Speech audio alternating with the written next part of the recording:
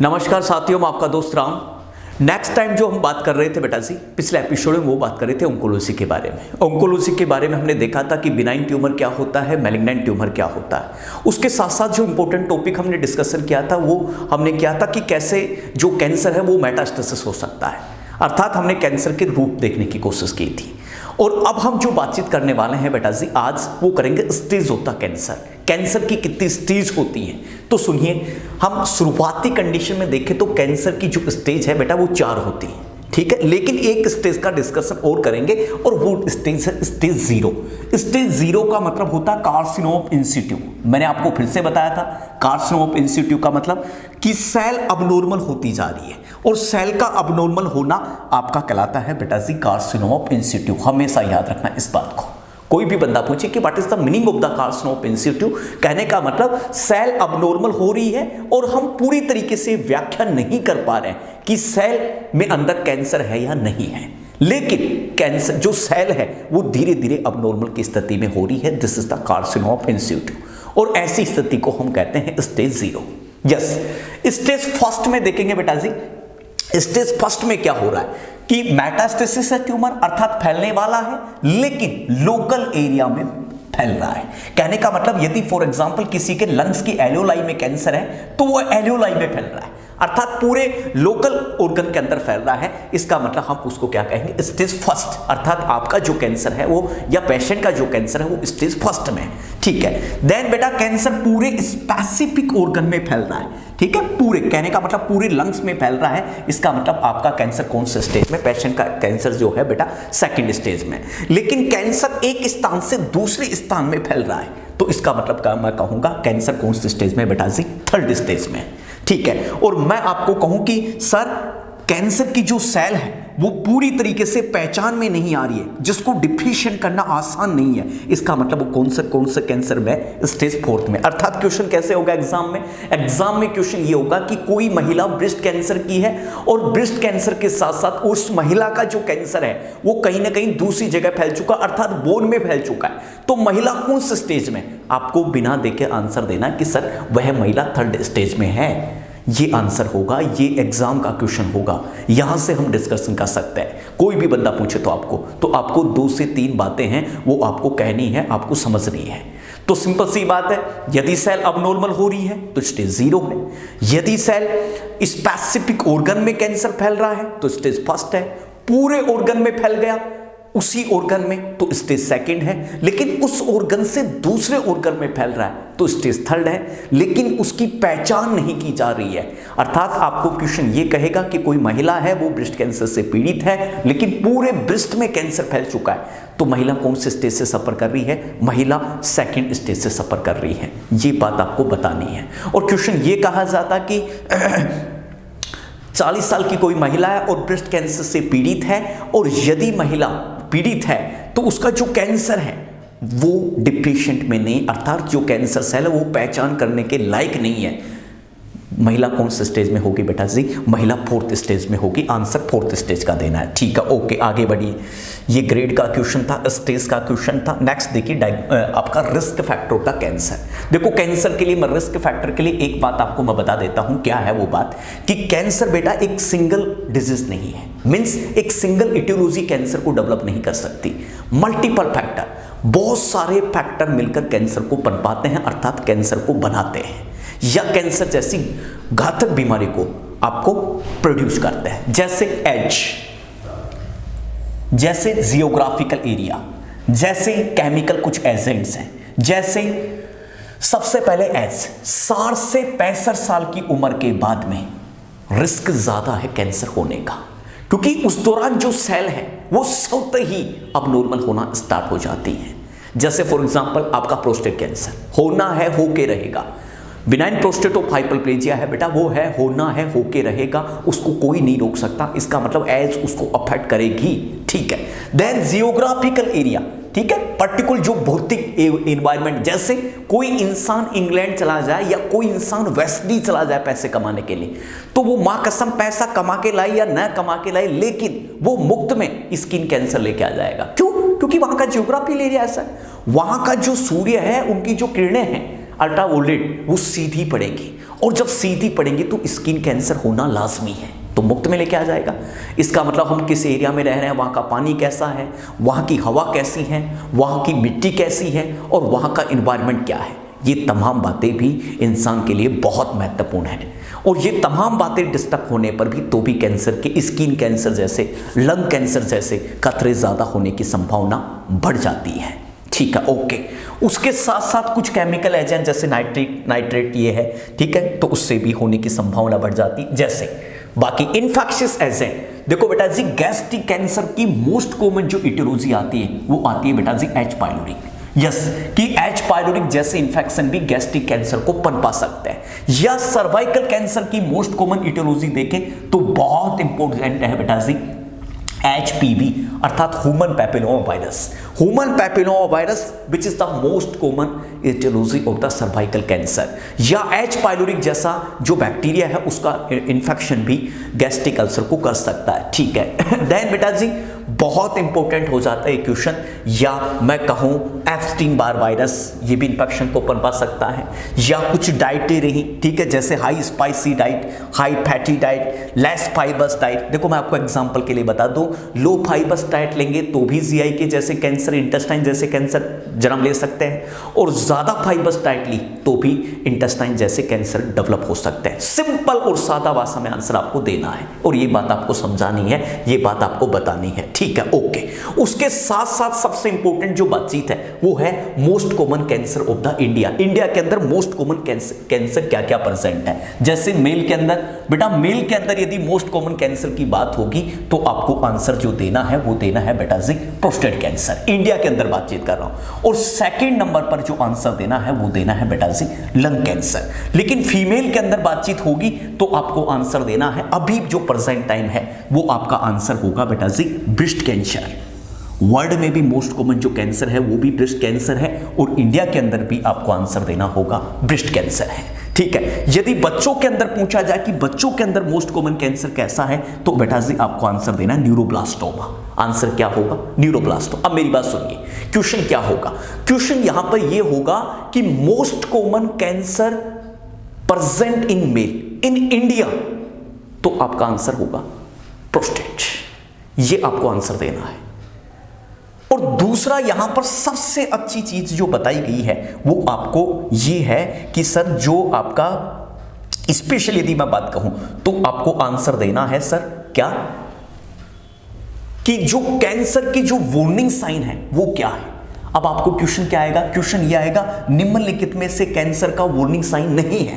Question ये होगा, तो आपको याद करना केजन से। देखो सुनिए से, यहां सावधानी पूर्वक रहें, मेट्रो का काम चल रहा है, कई बार आपको लिखा रहता है। तो केजन से क्या? C बराबर change in the bowel and bladder habit. यदि इंसान की बाउल में और ब्लैडर में चेंजेस आ रहा है, इसका मतलब कहीं ना कहीं कैंसर होने के चांस हैं। यस, ठीक है। उसका जो है सोर मतलब गला खराब हो रहा है और हील नहीं हो रहा तो भी कैंसर होने की समस्या है। या unusual bleeding and discharge from the body orifices, बिना किसी कारणवश के ब्लीडिंग हो रही इंसान में, ठीक है, और ये संकेत मिलते हैं आपके सर्वाइकल कैंसर में। ठीक है, okay. Then thickening of lump, breast के लंप थिक हो रहे हैं, मोटे हो रहे हैं, तो ये आपके संकेत हैं ब्रेस्ट कैंसर के, अर्थात उस महिला में ब्रेस्ट कैंसर जन्म लेने वाला है, उसका वार्निंग साइन है। देन इनडाइजेशन, यदि पेशेंट को इनडाइजेशन की समस्या हो रही है और ये वार्निंग साइन मिलता है आपको गैस्ट्रिक कैंसर में, याद रखना है। ठीक है, ये क्वेश्चन ESIC में भी आ चुका है कि most common cancer most common warning sign present in the gastric cancer, तब आपका आंसर होगा बेटा जी, और वो होगा इनडाइजेशन। यस, ठीक है। और स्किन की ओबेस जो कलर चेंज हो रहे हैं स्किन के, ऐसे सस्पेक्टेड साइन या मैं कहूं बेटा चेतावनी साइन है स्किन कैंसर के लिए। यस। देन नैगिंग कफ, यदि बार बार कफ आ रहा है या इंसान घोड़े की तरह कर रहा है तो बेटा जी, या रिपीटेड कफ आ रहा है तो ये मान के चलिए ये कैसा साइन होगा बेटा जी, ये साइन है लैरिंक्स कैंसर के लिए। बहुत इंपॉर्टेंट बातचीत है इसमें। ये जो 4-5 बातें मैंने आपको कही है, 3 बातें तो आपको हमेशा हमेशा के लिए याद रखनी है मित्रों, और वो इंपॉर्टेंट है कॉम्पिटिटिव एग्जाम के लिए। मैंने आपको सिंपल सा आंसर दिया।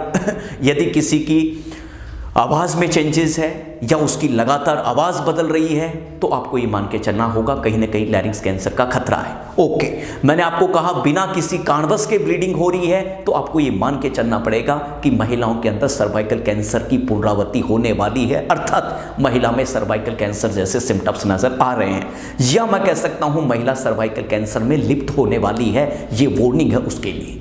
और यदि महिला के ब्रेस्ट में लंप की साइज में कोई बदलाव आ रहा है, तो भी आप मान के चलिए महिला के अंदर ब्रेस्ट कैंसर जैसे कैंसर खतरे होने वाले हैं।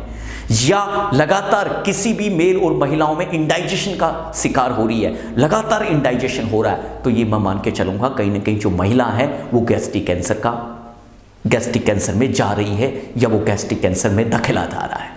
ठीक है, ओके, ये आंसर देना है बेटा। ये तमाम जो सिम्टम्स मैंने आपको कहे हैं, ये आपका आंसर देना है। Warning sign of the cancer के वार्निंग साइन में स्पष्ट आपको आंसर देना है। ठीक है, ओके। देन नेक्स्ट कि क्या डायग्नोसिस करेंगे हम कैंसर का। कैंसर के डायग्नोसिस के लिए हमें क्या करना है, तब आपको सिंपल सी बात कहनी है, हिस्ट्री लेनी है सबसे पहले आदमी की। और हिस्ट्री में क्या लेनी है, सबसे पहले वो जियोग्राफिकल एरिया पूछना है। कहने का मतलब उसके इलाके में कैसा पानी आता है, उसके इलाके में कैसी बिजली है, उसके इलाके में कैसा एनवायरनमेंट है, और उसके इलाके में कैसी हवा है। इन तमाम चीजों के बारे में पूछना है, अर्थात इन तमाम चीजों की हिस्ट्री लेनी है। ठीक है, दूसरा पूछना है वो भोजन में कौन सी डाइट लेता था या लेता है। ठीक है, या हैबिट्स क्या क्या उसकी, कहीं ना कहीं वो एल्कोहलिज्म का शिकार तो नहीं है, या हाई फाइबर जैसी डाइट या लो फाइबर्स डाइट वो यूज तो नहीं करता। ये तमाम बातें उससे पूछनी है सबसे पहले हिस्ट्री में। फिर उसका फिजिकल एग्जामिनेशन करना है। ठीक है, then physical examination, then breast cancer है तो उसका सेल्फ ब्रेस्ट एग्जामिनेशन की सलाह देनी है उस महिला को। ठीक है, फीमेल को। और सेल्फ ब्रेस्ट एग्जामिनेशन हर महीने वो महिला कर सकती है, हर महीने। ठीक है, और याद रखना साथियों, सेल्फ ब्रेस्ट एग्जामिनेशन के बारे में मैं आपको बहुत कुछ पढ़ाने वाला हूं, क्योंकि ये बहुत इंपॉर्टेंट क्वेश्चन है। सिंपल सा पॉइंट आपको समझ आ रहा होगा, महिला की एज कहां से शुरू है, अर्थात महिला सेल्फ ब्रेस्ट एग्जामिनेशन को कब डील करे, तब आपको आंसर देना है। सादा भाषा में 20 साल की उम्र में महिला शुरू कर सकती है इस प्रोसीजर को, खुद स्क्रीनिंग कर सकती है इस प्रोसीजर को, अर्थात प्राइमरी प्रिवेंशन कर सकती है महिला। ठीक है, और पहले ही इस देखो गवर्नमेंट ऑफ इंडिया भी हजारों करोड़ रुपए खर्च करती है आपके एडवर्टाइजमेंट पर, ब्रेस्ट कैंसर के एडवर्टाइजमेंट पर। तो महिला 20 साल की उम्र में ये प्रोसेस स्टार्ट करेगी, देन वेरी गुड, बहुत अच्छा। और दूसरा इसने सबसे कहा है बहुत इंपॉर्टेंट बात कि कैसे प्रोसीजर को डील करेगी और कब करेगी। तो आपको कहना है मेंस्ट्रुएशन के विथिन 7 to 10 डेज, अर्थात मेंस्ट्रुएशन के 7 से 10 डेज के अंदर अंदर महिला ब्रेस्ट सेल्फ एग्जामिनेशन कर सकती है हर महीने। और तुमसे कोई ये पूछे काउंटर क्वेश्चन कि क्यों 7 से 10 दिन में क्यों, तब आपको सिंपल आंसर देना है क्योंकि इस दौरान नो हार्मोनल चेंजेस, क्योंकि 14वें दिन पर तो ओवुलेशन आ जाएगा, ओवुलेशन आ जाएगा तो महिला की ब्रेस्टों में अपने आप चेंजेस आ जाएगा। ये बात याद रखनी है। तो उसमें 4 बातें बतानी कि महिला कैसे सेल्फ ब्रेस्ट एग्जामिनेशन करे। तब आपको कहना है कि महिला बाथिंग करते समय आराम से बाथरूम में खड़ी हो जाएगी, मिरर के सामने खड़ी हो जाएगी, और अपनी फिंगर से जो ब्रेस्ट का एलोरा पार्ट है, अर्थात जो निप्पल पार्ट है, उसको पुश करेंगे। यदि वो पार्ट आपको कैसा फील हो रहा है, आपको एकदम सॉफ्ट फील हो रहा है, तो इसका मतलब ब्रेस्ट नॉर्मल है, कोई चेंजेस नहीं है, कोई दिक्कत नहीं। लेकिन वहाँ हार्ड टिश्यू फील हो रहा है, अर्थात हार्ड स्ट्रक्चर फील हो रही है, तो हमें आपको लगेगा कि कहीं ना कहीं ब्रेस्ट कैंसर का खतरा हो सकता है। ये बात आपको कहनी पड़ेगी। ठीक है, उसके साथ एक चीज या बहुत इंपॉर्टेंट चीज है, इसी प्रकार महिला ईच ब्रेस्ट को अपनी साइज भी असेसमेंट करना है। यदि दोनों ब्रेस्टों की साइज में कोई बदलाव है या कोई परिवर्तन है, तो मैं कह सकता हूं कहीं ना कहीं जो महिला है वो ब्रेस्ट कैंसर में जा रही है, या ब्रेस्ट कैंसर की जो उत्पत्ति है वो कहीं ना कहीं शुरू होने वाली है। ये बात आपको कहनी है। ठीक है, तो सिंपल सी बात मैंने बोली, सेल्फ फिजिकल एग्जामिनेशन में ब्रेस्ट सेल्फ एग्जामिनेशन करना है, और सेल्फ ब्रेस्ट एग्जामिनेशन मैंने कहा महिला कब शुरू करेगी, 20 साल की उम्र में ये प्रोसीजर शुरू करेगी, और महिला ये प्रोसीजर हर महीने कर सकती है। और कब कर सकती है, तब आपको सादा भाषा में आंसर देना है एग्जाम के हिसाब से with in the 7 to 10 days. और मैंने आपको कहा सिंपल भाषा में आंसर देना आपको कि महिला कैसे शुरू करी एग्जामिनेशन? तब मैंने कहा बाथिंग के दौरान जो महिला है वो पीरियड के सामने खड़ी हो जाए और खड़ी होने के बाद में यदि मैं आपको कहूं अपनी फिंगर से जो एरोला पार्ट या जो ब्रेस्ट का निप्पल पार्ट है उसके सामने यदि मैं आपको कहूं कि जो फिंगर्स है उसको रोटेशन करना है और यदि वहां पर सॉफ्ट टिश्यू फील हो रहे हैं, इसका मतलब महिला के जो ब्रेस्ट हैं वो एकदम नॉर्मल हैं और टिश्यू में कोई परिवर्तन है तो इसका मतलब महिला के जो टिश्यू हैं उनकी साइज और शेप में किसी न किसी प्रकार की समस्या है। ये बात आपको कहनी है साथियों, ये बात आपको बतानी है। ठीक है, ओके। फिर मैंने कहा कोलन एग्जामिनेशन के लिए टेस्ट कर सकते हैं, बिल्कुल उसमें कोई शंका नहीं है आपको, आप कर सकते हैं कोलन एग्जामिनेशन के लिए। ठीक है, और उसके साथ साथ ही मैंने आपको कहा सर्वाइकल कैंसर के लिए जो टेस्ट करते हैं वो करते हैं बेटा पैप स्मीयर, बहुत इंपॉर्टेंट है, कई बार आ चुका है पैप स्मीयर। यस, आगे मैं पढ़ा रहा हूँ आपको पूरा पैप स्मीयर सर्वाइकल कैंसर में। अभी आपको पैप स्मीयर जैसे टेस्ट को याद रखना है, सेल्फ ब्रेस्ट एग्जामिनेशन और पैप स्मीयर टेस्ट। ठीक है, और बेटा बहुत बहुत बहुत बहुत इंपॉर्टेंट मैं कहूँ तो एक क्वेश्चन आपका दिल्ली अफसर से एग्जामों में आता है, वो क्वेश्चन है ट्यूमर मार्कर। ट्यूमर मार्कर में सबसे पहले तो आपका ब्रेस्ट कैंसर आता है। ब्रेस्ट कैंसर में जो ट्यूमर मार्कर है वो आता है बेटा सी कार्सिनोजेनिक एजेंट 15, याद रखना बेटा ब्रेस्ट कैंसर में ये ट्यूमर मार्कर आता है। ओवेरियन कैंसर का भी बहुत बार आ चुका है सी कार्सिनोजेनिक एजेंट 125, किसका ट्यूमर मार्कर है बेटा? ओवेरियन कैंसर का ट्यूमर मार्कर है। अर्थात यदि डायग्नोसिस में CA-125 की रेंज बढ़ती जा रही है, इसका मतलब आप पहचान करेंगे कहीं ना कहीं जो महिला है उसको ओवेरियन कैंसर का खतरा बढ़ता जा रहा है। ठीक है, ओके। देन बेटा जी बहुत इंपॉर्टेंट यहां पर जो क्वेश्चन आता है वो आता है प्रोस्टेट का, और प्रोस्टेट में जो ट्यूमर मार्कर यूज करते हैं वो करते हैं बेटा प्रोस्टेट स्पेसिफिक एंटीजन, जो कई बार आता है PSA के नाम से। और लीवर कैंसर का जो ट्यूमर मार्कर है वो होता है बेटा जी अल्फा फीटोप्रोटीन, अर्थात अल्फा फीटोप्रोटीन का जो लेवल है वो बढ़ रहा है तो कहीं ना कहीं लीवर कैंसर का संकेत दे रहा है, और PSA का लेवल बढ़ रहा है तो कहीं ना कहीं प्रोस्टेट कैंसर का संकेत दे रहा है। या CA-125 का यदि लेवल बढ़ रहा है तो आपने कह दिया जाएगा कि कहीं ना कहीं महिला को ओवेरियन कैंसर का खतरा बढ़ रहा है। या CA-115 या CA जो 15 है उसका खतरा बढ़ रहा है तो कहीं ना कहीं सिंपल सी बात है ब्रेस्ट कैंसर का खतरा बढ़ रहा है। ये बात भी आपको बतानी पड़ेगी और बेटा जी आपको समझानी पड़ेगी। ठीक है, उसके बाद मैंने कहा क्या डायग्नोसिस करें हम, और मैंने आपको पहले ही कह दिया है बहुत इंपॉर्टेंट ये क्वेश्चन है बेटा जी, इस वक्त स्क्रीन पर आप देख पा रहे हैं। आपको तमाम चीजें पूछकर और फिर आपसे एक क्वेश्चन पूछा जाएगा कि विच is the most common come from diagnosis. दोबारा से क्वेश्चन को सुने, विच is the most common come from diagnosis of the cancer. Cancer का सबसे मोस्ट कम फ्रॉम डायग्नोसिस क्या है? बिना रोके हुए, बिना डरे हुए, बिना झुके हुए एक ही आंसर देना है, वो है बेटा बायोप्सी। बायोप्सी जो है वो कैंसर का मोस्ट कॉमन एग्जामिनेशन है, मोस्ट कन्फर्म एग्जामिनेशन है, और तब आपको देना है answer biopsy. What is the meaning of the biopsy? तब आपको कहना है छोटा सैंपल लेना है टिश्यू से, एक माइनर सेल टिश्यू उठाते हैं किसी भी टिश्यू से, छोटा किसी भी ऑर्गन से, दिस इज द बायोप्सी। और क्यों? साइटोलॉजिकल स्टडी के लिए, मतलब सेल और टिश्यू की स्टडी के लिए, सेल और टिश्यू की अबनॉर्मल और नॉर्मल चीजों को चेक करने के लिए एग्जामिनेशन जो करते हैं, और उसके लिए क्या नाम देते हैं बेटा? बायोप्सी। और बायोप्सी के लिए बेटा मैं पहले ही कह चुका हूं आप लोगों को कि कंफर्म डायग्नोसिस ऑफ कैंसर है वो है बेटा जी बायोप्सी। ठीक है, ओके, आगे बढ़िए। Types of biopsy. बायोप्सी के दो टाइप है बेटा, सिंपल। एक तो होती FNAC,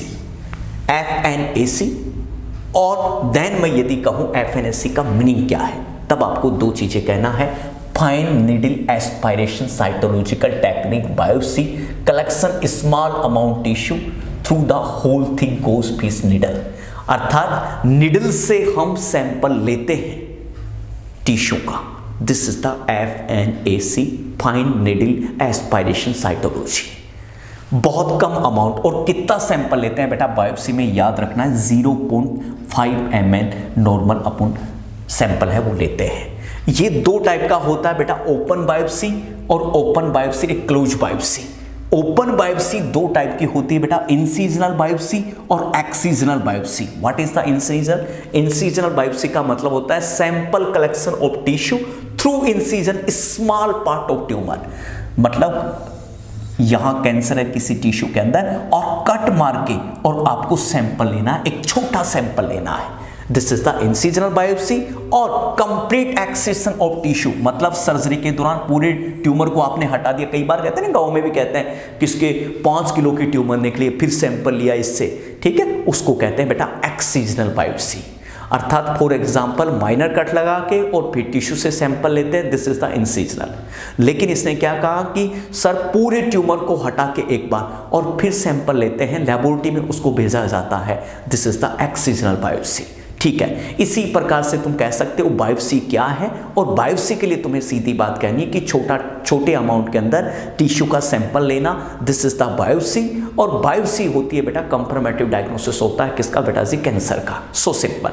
उसके बाद में कहना है बायोप्सी 2 टाइप की है और सैंपल लेना है वो 0.5 ml लेना है। और बायोप्सी 2 टाइप के हैं बेटा, ओपन और क्लोज।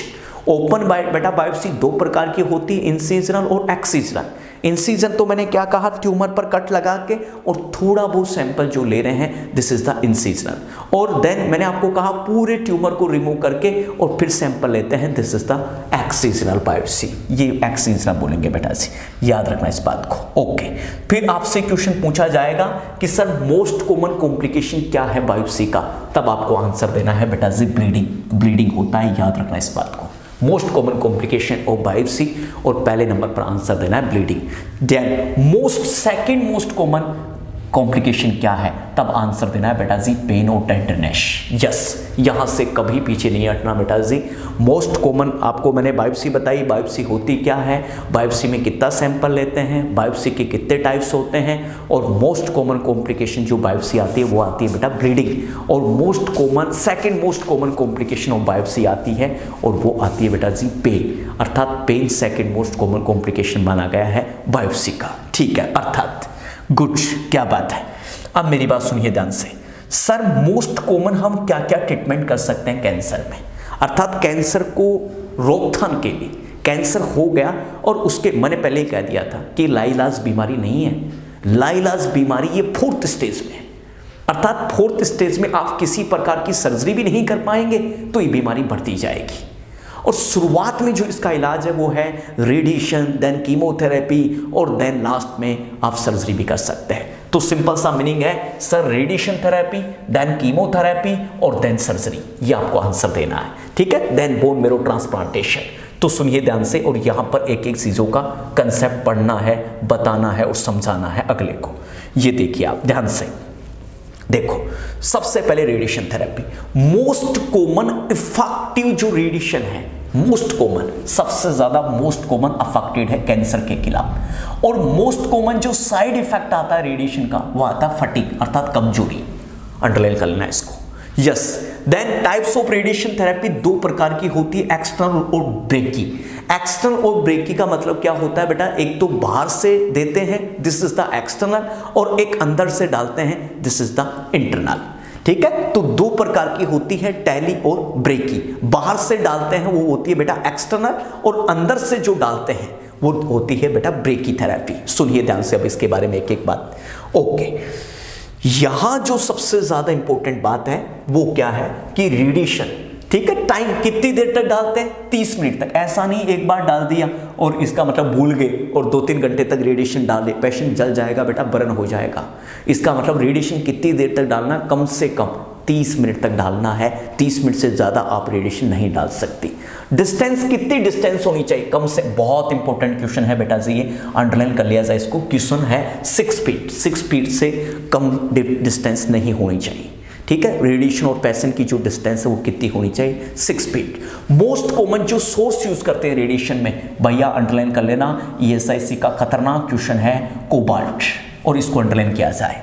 ठीक है, तो आपको ये सारी बातें समझानी है अगले को। टेली थेरेपी, टेली का मतलब बाहर से दी जाने वाली therapy, external beam therapy, this is the tele. और इस दौरान क्या करें, कितनी देर तक ढालनी है, 30 मिनट तक, कम से कम 6 फीट की दूरी रखनी है।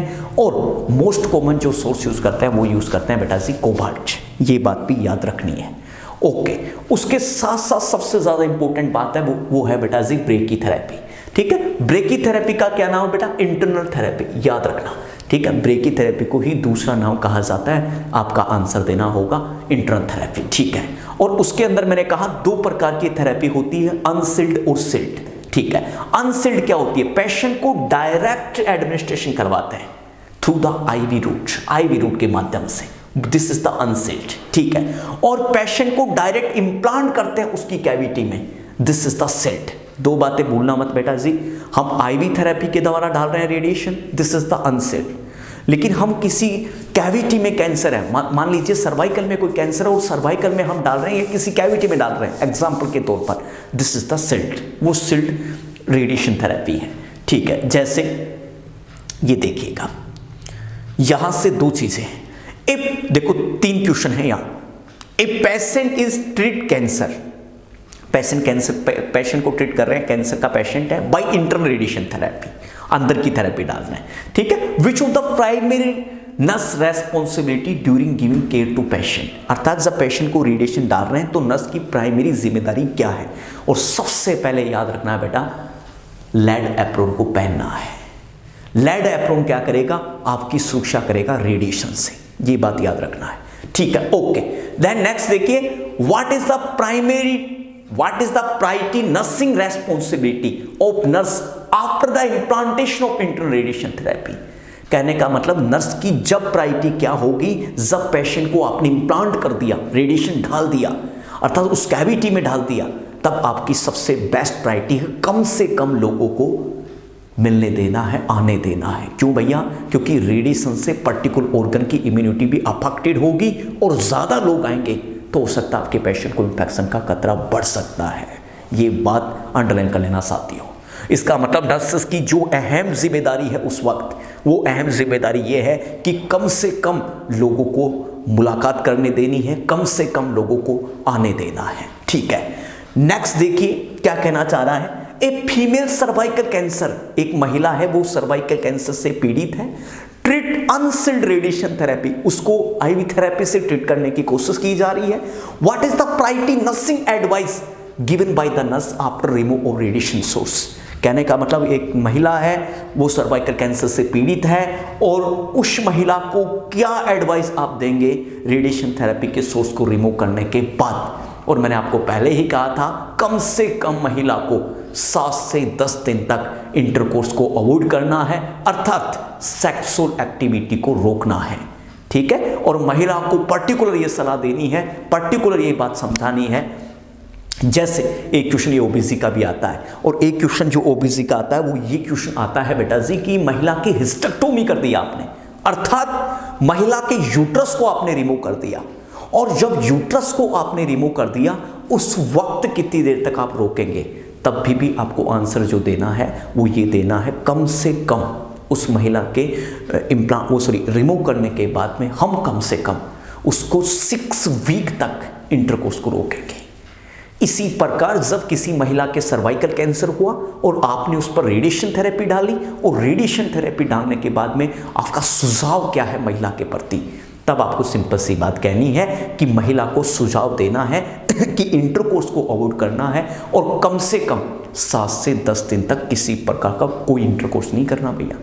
यदि 7 से 10 दिन तक किसी प्रकार का कोई इंटरकोर्स करेगी तो उसकी जिम्मेदार खुद रहेगी, स्वयं रहेगी, हमारी इसमें कोई जिम्मेदारी नहीं होगी, बात खत्म, ओके। उसके बाद में देखिए आप अदर्स रेस्पॉन्सिबिलिटी क्या है, कहने का मतलब अदर्स जिम्मेदारी क्या है महिलाओं की, ठीक है, उसको भी हमें देखना है, उसको भी हमने सुनना है, ठीक है। उसके साथ साथ ही सबसे अच्छी बात यहां पर क्या साइड इफेक्ट आ सकते हैं, अर्थात आपने जो थेरेपी दी है उसके साइड इफेक्ट क्या देखने को मिलेंगे। तो सिंपल सी बात, एलोपेशिया, पर्टिकुलर एरिया के बाल उठ जाएंगे, वहां पर टेस्ट चेंज हो सकता है, ठीक है, वेट लॉस होगा, और रेडिएशन डालने से पर्टिकुलर जो स्किन है वो इरिटेट हो सकती है। ये बात ज़रूर आपको याद रखना है। इसका मतलब सिंपल सी बात है, जब किसी पेशेंट को देंगे तो बाल उड़ सकते हैं, उसकी जो स्किन है पर्टिकुलरली टुकड़े हो जाएंगे, ब्रेकडाउन हो जाएगी, उससे जो स्किन है वो इरिटेशन का खतरा बढ़ेगा, और देन एज वेल एज जो वेट है वो भी धीरे धीरे लॉस होता जाएगा, और देन जो पर्टिकुलर जो टेस्ट है वो भी क्या होता जाएगा बेटा जी, चेंज होता जाएगा। सो सिंपल सी बात है, ओके। उसके साथ साथ सबसे ज़्यादा बहुत ईमानदारी से अपने क्वेश्चन का जवाब देना है और वो कहना है कीमोथेरेपी। देखो बेटा जी, कीमो क्या है, कीमो को समझ लीजिए आप। कीमो क्या करती है, डेस्ट्रोड स्पेसिफिक कैंसर सेल, अर्थात कैंसर सेल है उसको तो डिस्ट्रक्शन करेगी but also destruction of normal cell of the body, अर्थात कैंसर सेल को डिस्ट्रक्शन के साथ साथ बॉडी की नॉर्मल सेल को भी डैमेज करेगी। क्यों? क्योंकि कीमोथेरेपी जब बनी तो उसका एक ही साइड इफेक्ट था, और वो साइड इफेक्ट क्या था कि कीमोथेरेपी का कोई रिसेप्टर नहीं मार्केट में।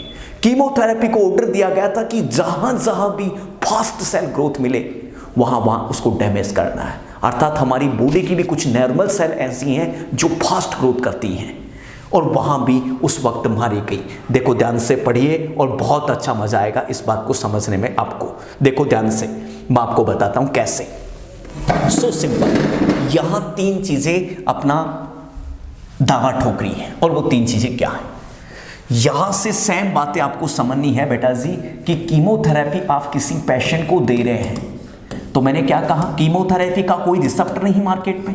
कीमोथेरेपी को क्या कहा गया कि जैसी कोई सेल आपको दिखे उसको मार दो, फास्ट सेल ग्रोथ करती। अब किसने क्या बोला कि कैंसर सेल को तो डैमेज करेगी क्योंकि कैंसर सेल तो फास्ट ग्रोथ करती है, लेकिन उसके साथ साथ जो बॉडी की जो सेल है, जैसे एग्जांपल के तौर पर हमारे हेयर सेल ग्रोथ करती है भैया, ठीक है, जैसे हमारे रेड बोन मेरो आरबीएम है, ये फास्ट ग्रोथ करता है नॉर्मल सेल में।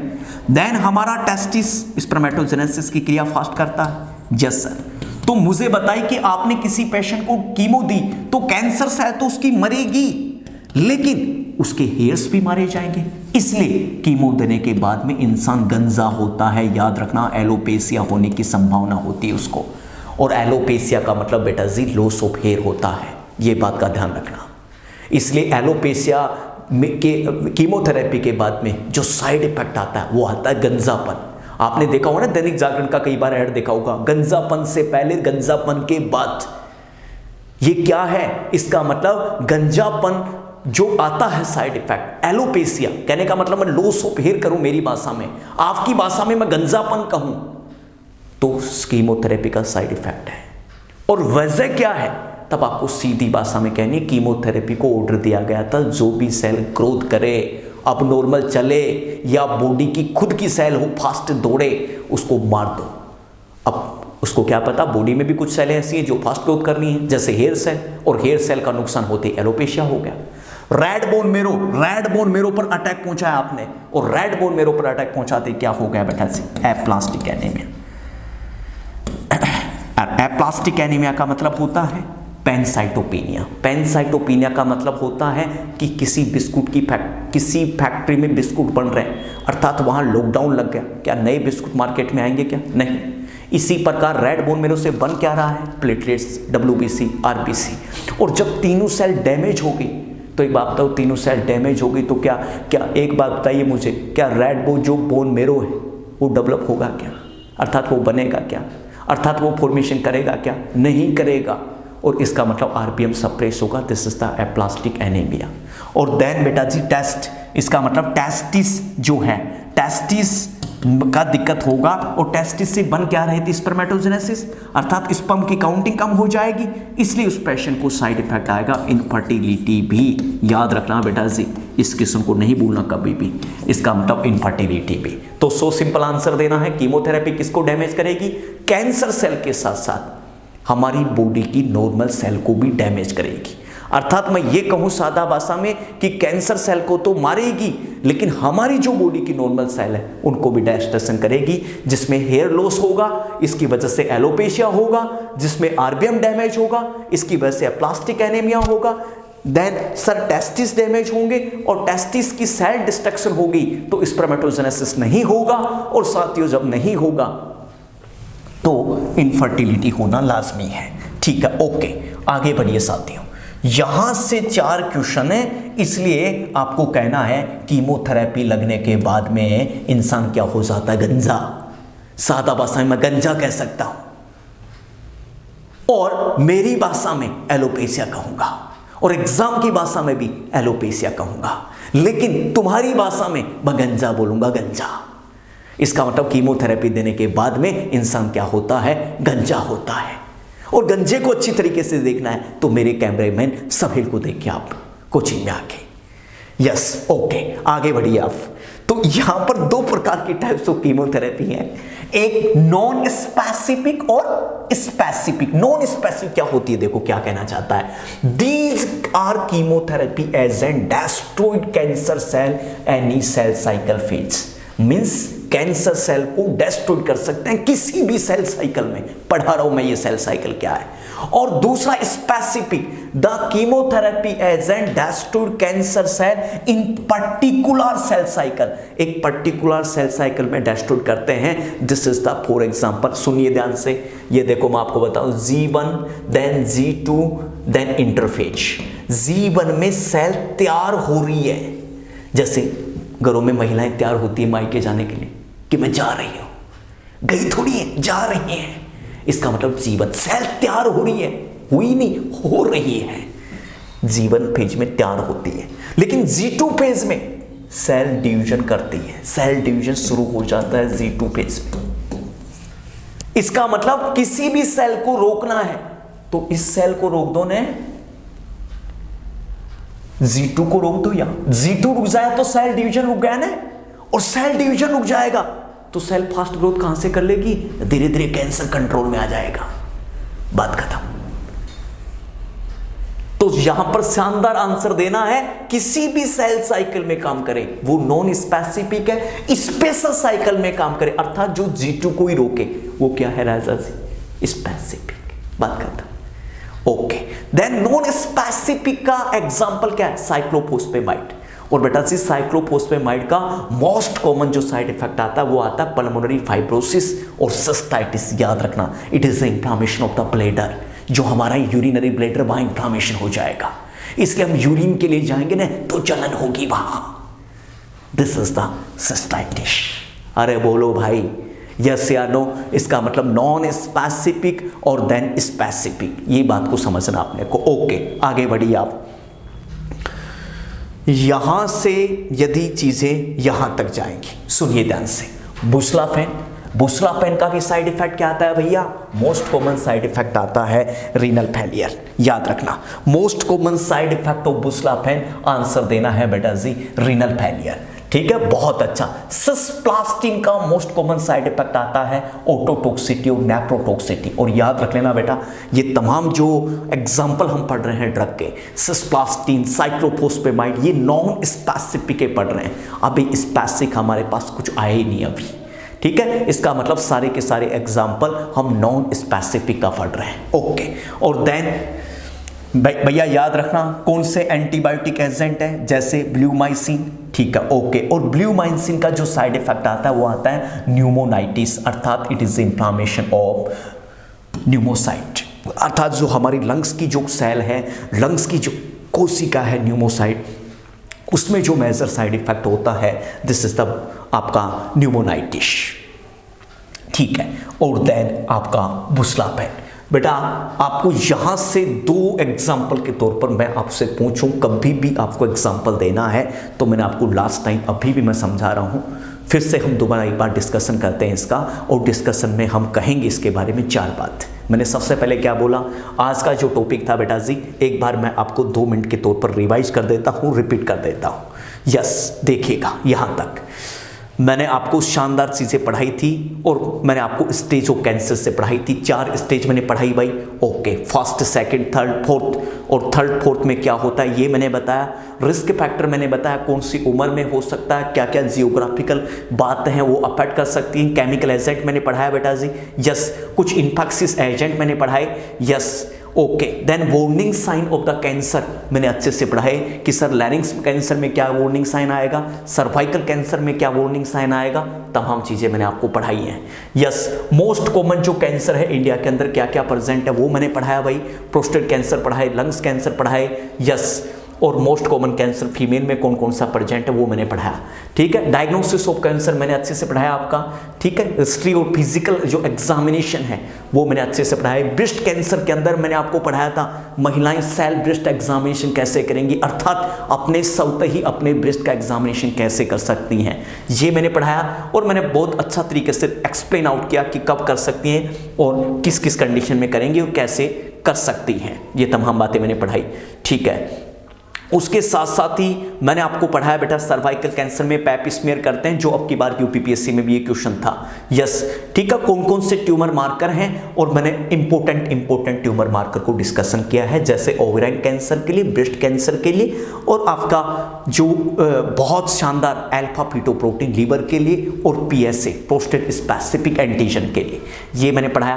बायोप्सी मैंने पूरी पढ़ाई आपको, बायोप्सी में मैंने पढ़ाया आपको, ठीक है, बायोप्सी क्या है, बायोप्सी के टाइप्स क्या हैं, कितना सैंपल लेते हैं, बायोप्सी का कॉम्प्लिकेशन क्या है बेटा जी, then treatment radiation therapy, chemotherapy, और रेडिएशन की बात की थी, कीमो अपनी पूरी ही रह गई लगभग, ठीक है। देन टेली थेरेपी और ब्रेकी थेरेपी की हमने बातचीत की, कितनी देर हम दे सकते हैं, कितनी देर हम नहीं दे सकते, ठीक है। और देन मैंने आपको कौन कौन से सोर्स का उपयोग कर सकते हैं, इन तमाम चीज़ों को लेकर बेटा से हमने बातचीत की है।